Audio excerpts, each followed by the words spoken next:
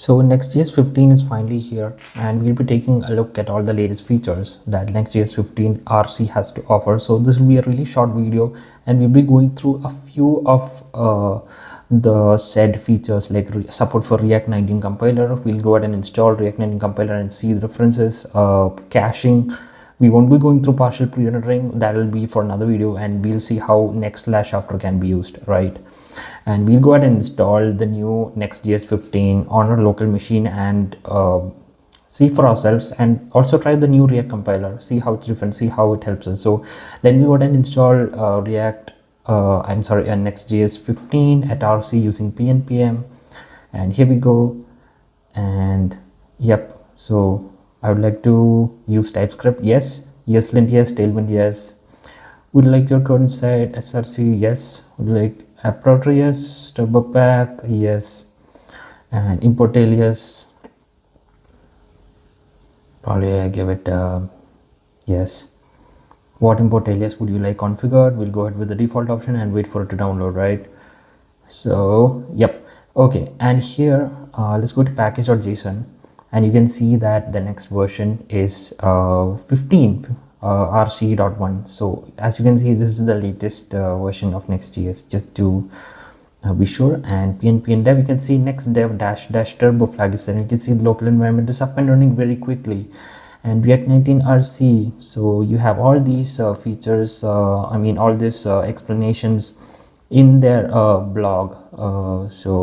And here you can see the React compiler. I'm very excited to try this, guys, so you should be too. And we'll be trying this React compiler. We will be having an example component right now, and we will see what is the changes required and what is the optimization that React 19 compiler is giving us, right? And out of the box, you can see you have new actions such as use action state. It's a new hook given by React, and this is the example component I created. Let me go ahead and say use client, and I will set a count variable, a state variable, so to say const set count is equal to use state of 0. It'll have an initial state of 0, and it'll have a button inside the div, and on click I want to increment the value of that counter, and I want to show you how, if a particular state changes, how the other components of that particular component will also render. Okay, let's just first see that in the version that is running everywhere, which is React version, React compiler, React without a compiler. So let's go ahead and see. And this is the sample app that we have, and I have a static component, right? Just a static component, and let me go ahead and print the count variable. And as you can see, if I click it, it increases, right? But if I go ahead and install React developer tools, right? If I go ahead and install this, okay, I already have this. I suggest you do that too as well. Let me go into components, and let me take this highlight updates.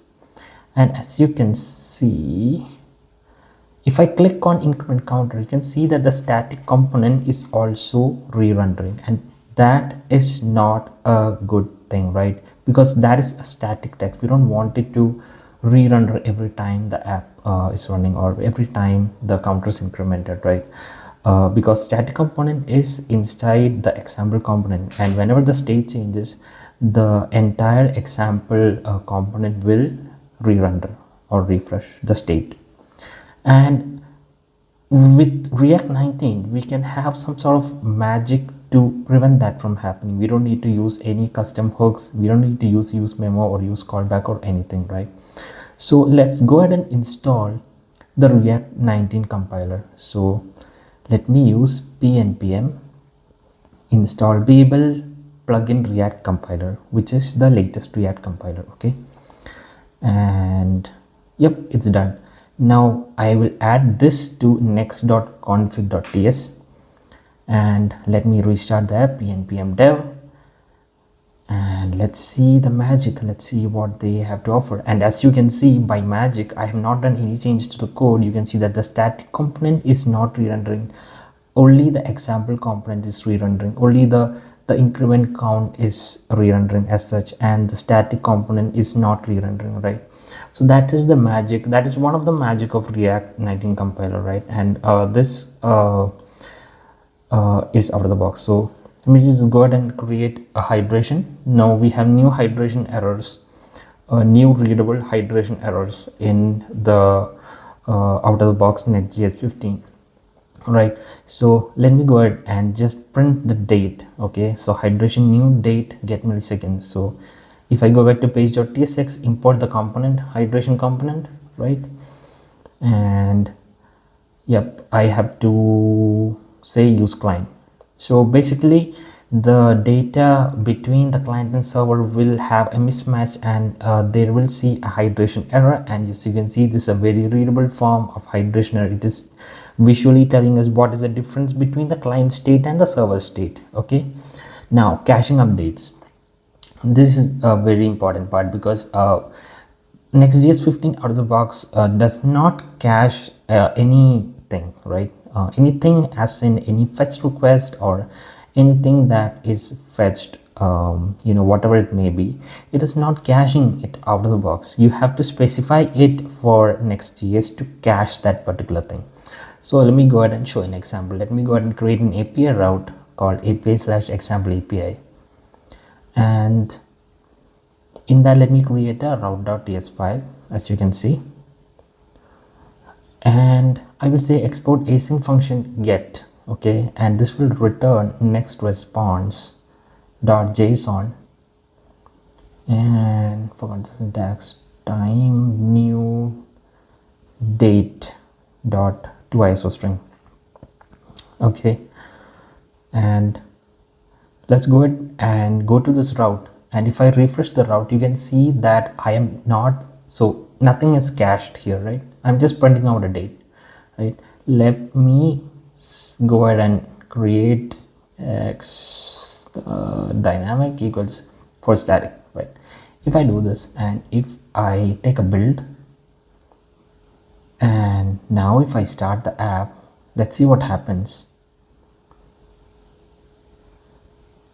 So if I go back, refresh, you can see it's cached, right? It's cached. It's not fetching it again, because I had to manually say to NextJS to force the cache, right? And so here back in the app, I've just created a request which is basically waiting for that fetch to return the date and just printing the date, right? Now, okay, this is the bottom of the screen. Okay, hydration error. Now, okay, so here you can see that it is getting cached. It is it's not getting cached. Okay, so that's basically what I wanted to show you. So if you want to force caching, you gotta force it. That's it. And partial pre-rendering we'll be seeing in another video. We will not dive into that topic as of now, because it requires its own video, and even honestly I haven't used partial pre-rendering myself, so I will learn it and I will impart my learnings to you. If you want to know more about such especially NextJS, my next videos will be focused on NextJS in particular. Okay, now the after. So what's next/after? You have to add the after equals true flag in the next.config.ts, and here you can have the after callback. So import unstable after as after from next/server. So this is everything given in the documentation. And if I do something here, and if I rerun the app, the console log should be printed somewhere. It should be there in the logs. Let's see. There. Okay, it's not come yet. And there it is, after rendering is being printed. So this is basically a callback with which we can do something after something has happened, or something that can be done after the render has happened. There are many use cases to this. And if you scroll down in the NextJS 15 blog, you can see that there are a lot of build optimizing bundling of external packages is what they say, which is stable now. And here you can set some flags like bundle pages router dependencies. So what that does is automatically bundle external pages in the pages router, right?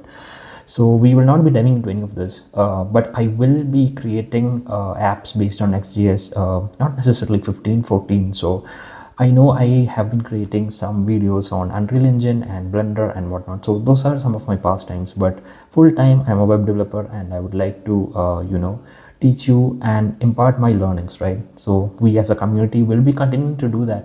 And if you want to be part of this community, I suggest you support me by showing some love and subscribing to this channel. So take care. I will see you guys in the next video. Peace.